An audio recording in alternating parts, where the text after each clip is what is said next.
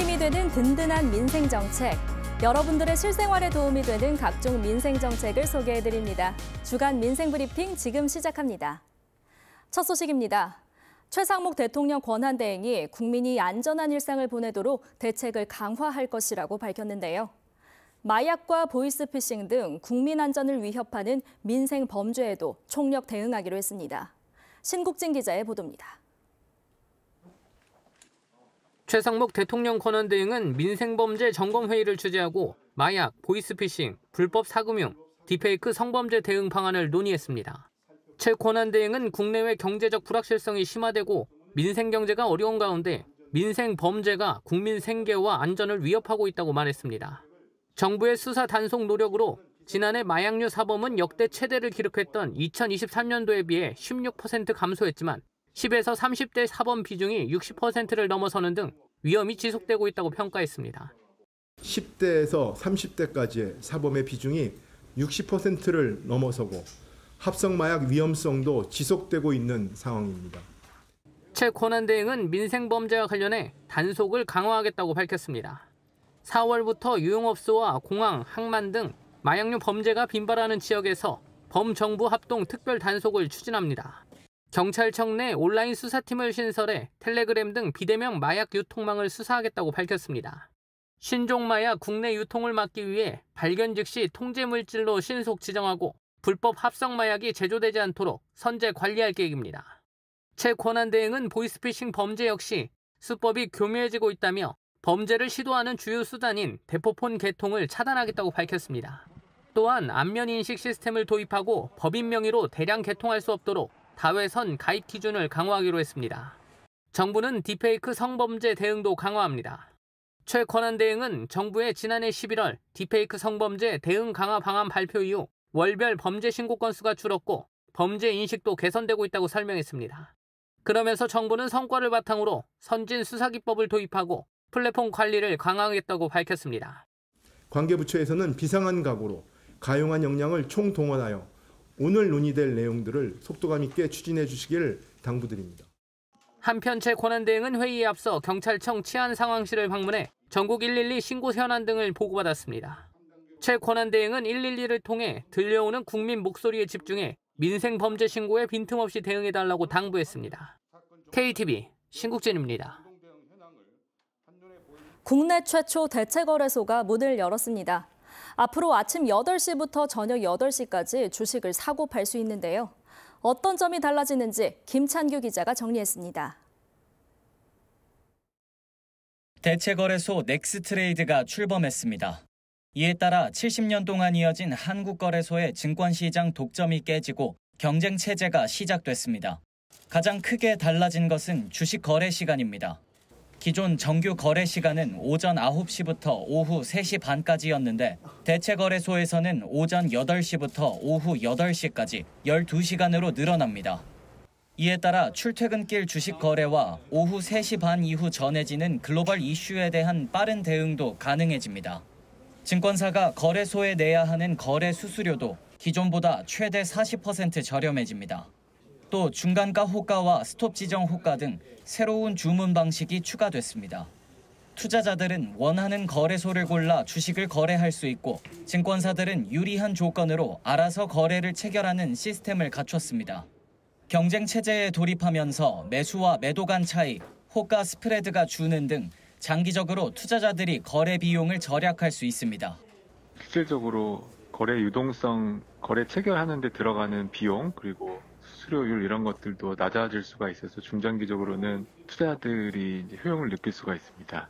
거래가 가능한 종목은 출범 첫 주 10개에서 5주 차에는 800개로 점차 늘어날 예정입니다.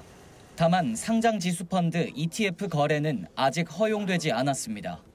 금융당국은 넥스트레이드에 한국거래소와 동일한 관리 감독 기준을 적용하고 공매도는 정규장에서만 허용하기로 했습니다. KTV 김찬규입니다. 알뜰폰 도매 대가가 대폭 인하되면서 월 10,000원대에 데이터 20GB를 쓸 수 있는 5G 알뜰폰 요금제가 잇따라 선보이고 있는데요. 알뜰폰 시장 활성화는 물론이고 가계 통신비 절감에도 큰 역할을 할 것으로 기대됩니다. 김유리 기자의 보도입니다. 대전의 한 휴대폰 판매점. 10년 넘게 휴대폰 가게를 운영해왔다는 김홍택 씨는 최근 만원대 알뜰폰 5G 요금제를 찾는 발걸음이 늘었다고 말합니다. 젊은 분들을 중심으로 5G 알뜰 요금제 20기가 만원대 요금제에 나왔다고 보도를 접하시고 종종 물어보시는 손님들이 계십니다. 20기가 정도의 만원대 요금제가 만약에 보편적으로 가입이 된다면 폭발적으로 가입자가 늘어날 것이라고 생각되죠. 지난 1월 정부가 알뜰폰 도매 대가 대폭 인하를 발표한 후 만원대 5G 20기가 요금제가 속속 출시되고 있습니다. 알뜰폰 업체 스마텔은 19,800원에 데이터 20GB와 음성과 문자 서비스를 기본 제공하는 요금제를 내놨습니다. 보다 저렴해진 알뜰폰 출시에 시민들의 기대도 높습니다. 아무래도 알바비에서 많이 내다 보니까 부담도 많이 되고 요즘 저렴한 알뜰폰 통신비 굉장히 저렴하더라고요. 확실히 경제적으로 좀 더 이득이 되지 않을까 생각이 듭니다. 저렴한 알뜰폰 요금제가 나오고 있는데 앞으로도 좀 더 저렴하고 다양한 것들이 더 나왔으면 좋겠습니다. 정부는 지난달 도매 대가를 대폭 인하하기 위한 고시 개정을 마쳤습니다. 이에 따라 데이터 도매 대가는 기존보다 36.4%, 음성 도매 대가는 5.1% 인하됐습니다. 특히 데이터 도매 대가는 지난 10년 중 최대폭으로 1원 이하 수준으로 떨어졌습니다. 알뜰폰사가 데이터를 대량으로 사용할 경우 도매 대가를 할인해주는 구간과 폭도 확대됐습니다. 1년 동안 사용할 데이터를 미리 구매하면 도매 대가를 추가로 낮춰주는 연단위 선구매 제도도 신설했습니다. 인하된 도매 대가에 연단위 선구매 제도까지 활용하면 데이터 도매 대가가 기존보다 최대 52% 저렴해질 것으로 보입니다. 중소 알뜰폰사의 경우 가입자 회선당 지불해야 하는 최소 사용료도 낮춥니다. 현행 1,400원에서 내년까지 1,100원으로 인하할 예정입니다. 정부는 알뜰폰 경쟁력 강화 방안을 속도감 있게 추진해 민생 경제에 도움이 되는 서비스로 성장하도록 지원하겠다는 입장입니다. KTV 김유리입니다.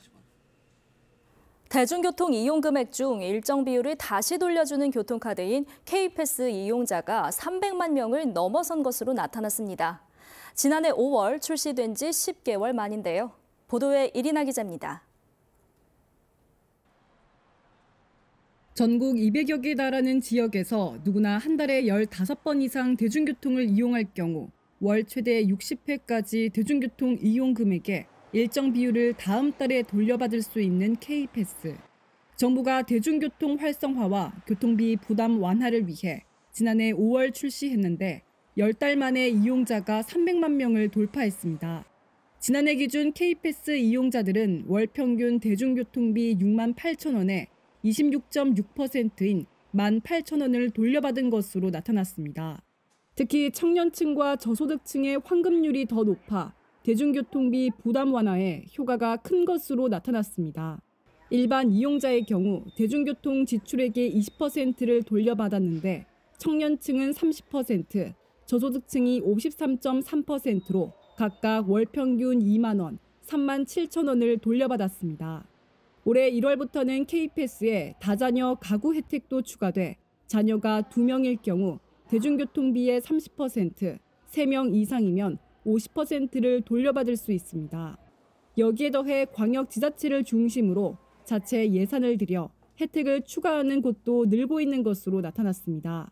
더 경기패스와 부산 동백패스, 광주 G패스 등 6개 지자체에서 현재 맞춤형 K패스가 시행 중입니다. 이용자 증가에 더해 만족도도 높았습니다. 지난해 11월 조사 결과 이용자 13,000명 가운데 92.4%가 K패스에 만족한다고 응답했고 K패스 도입 이후 월 평균 대중교통 이용 횟수가 6.3회 는 것으로 확인됐습니다. 정부는 K패스가 국민들의 대중교통비 부담을 줄이는 대표 정책으로 자리 잡은 만큼 사용 가능 지역 확대와 더불어 이용자의 편의성을 높이기 위해 K패스 앱과 누리집을 이달 중 개선할 것이라고 밝혔습니다. KTV 이리나입니다. 고용노동부가 상습 체불 기업 120곳을 기획 감독한 결과 숨겨진 체불 임금 140억여 원을 적발했는데요. 오는 10일부터는 익명제보센터를 추가 운영해 체불 임금 제보를 적극 접수할 계획입니다. 김경호 기자의 보도입니다. 1년 동안 임금을 4번만 받았는데 대표는 비즈니스석을 타고 해외 출장만 다니고 있다. 한 익명 신고자의 도움 요청에 고용노동부는 상습 체불 기업과 의심 기업 120곳을 감독했습니다. 감독 결과 신고된 기업은 직원 73명의 임금 16억 원을 체불했습니다. 최저임금에도 못 미치는 장애인 231명의 임금과 퇴직금 22억 원을 체불한 기업과 정액수당만 지급하고 연장수당 3,400만 원을 미지급한 이른바 공짜노동 기업도 적발됐습니다. 근로기준법상 근로자들의 근무 시간에 상응하는 수당을 지급해야 하는데 포괄임금이라면서 수당을 일정 금액으로 퉁쳐서 실근로시간보다 적은 수당을 지급한다면 공짜노동에 해당할 소지가 높습니다. 고용노동부는 이번 감독을 통해 89개 기업에서 총 144억 원의 체불임금을 적발했습니다. 이 가운데 기업 79곳, 직원 2,900여 명의 밀린 임금과 퇴직금 53억 원을 즉시 청산했습니다.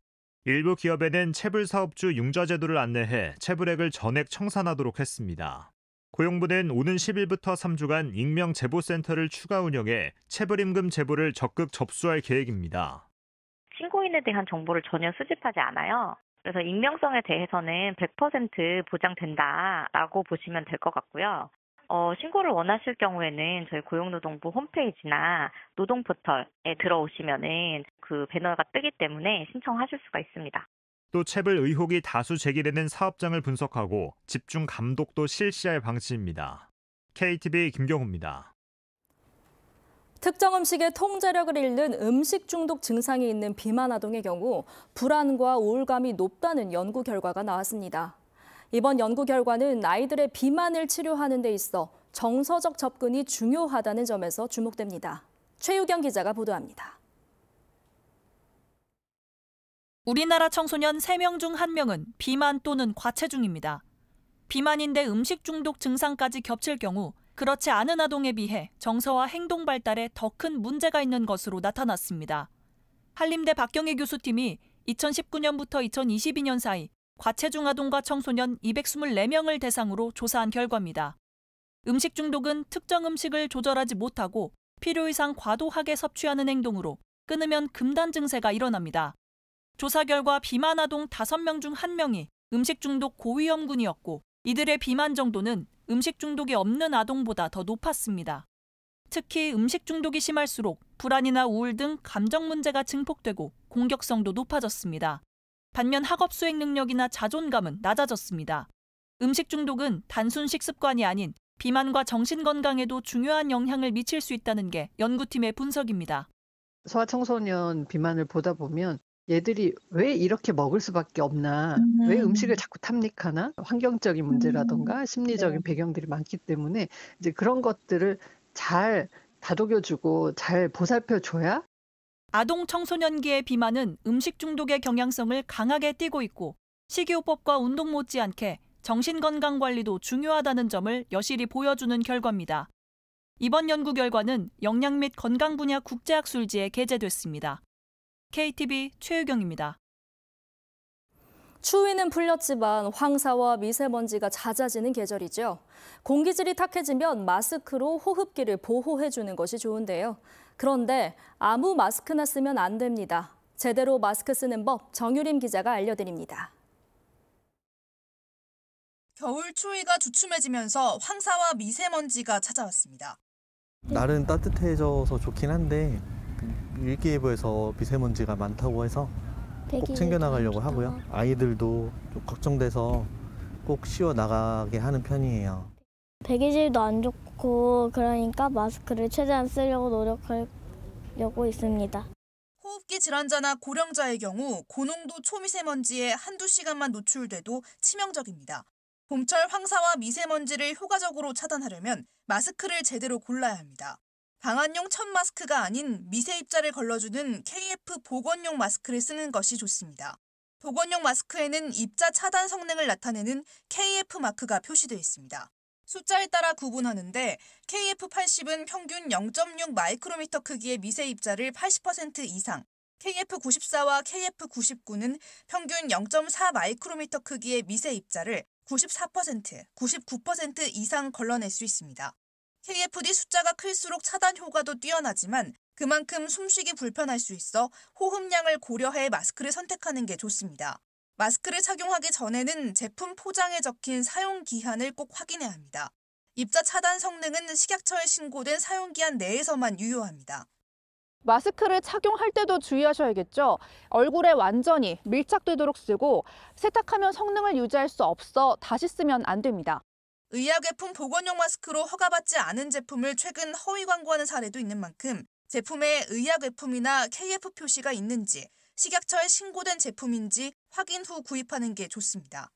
요즘에는 온라인 쇼핑몰 등에서 마스크를 많이 구매하시는데요. 식품의약품안전처, 의약품안전나라 사이트에 접속하여 제품명으로 검색하셔도 식약처의 허가 또는 신고된 보건용 마스크인지 확인하실 수 있습니다.